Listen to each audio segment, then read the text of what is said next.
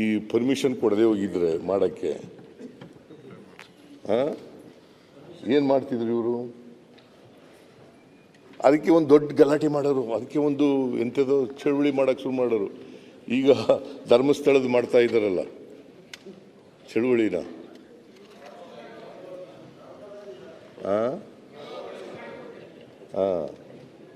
ಇದು ಧರ್ಮಸ್ಥಳದ ಹೆಗ್ಡೆಯವರೇ ಸ್ವಾಗತ ಮಾಡಿದ್ದಾರೆ. ಇವ್ರು ಹಿಡ್ಕೊಬಿಡೋದಿಲ್ಲ, ಅಲ್ಲಾಡ್ತಾ ಇದ್ದಾರೆ.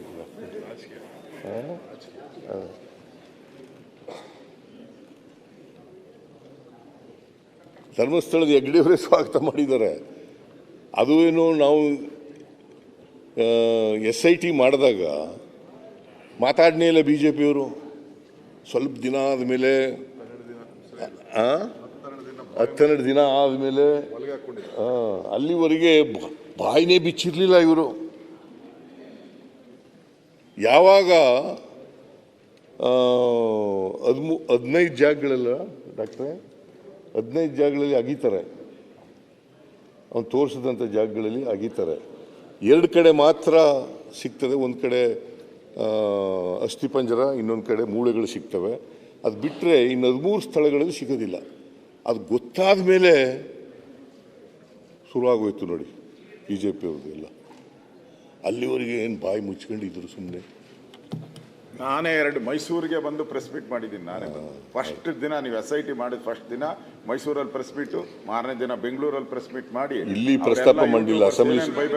ಅಸೆಂಬ್ಲಿ ಶುರುವಾಯ್ತಲ್ಲ, ಅಸೆಂಬ್ಲಿ ಶುರುವಾದಾಗ ಮಾತ್ರ ಮಾಡಲಿಲ್ಲ.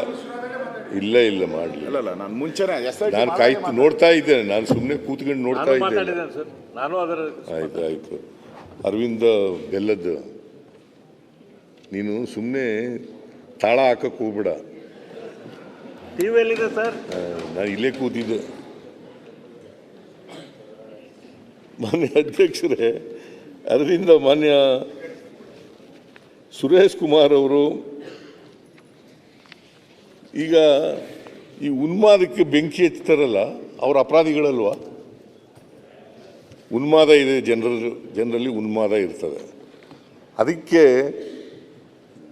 ತುಪ್ಪ ಹಾಕೋರು, ಬೆಂಕಿ ಹಾಕೋರು, ಈಗ ಉರಿಯೋದ್ರ ಮೇಲೆ ಉಪ್ಪು ಹಾಕಿದ್ರು ಅಂತ ಹೇಳ್ತಾರಲ್ಲ, ಹಂಗೆ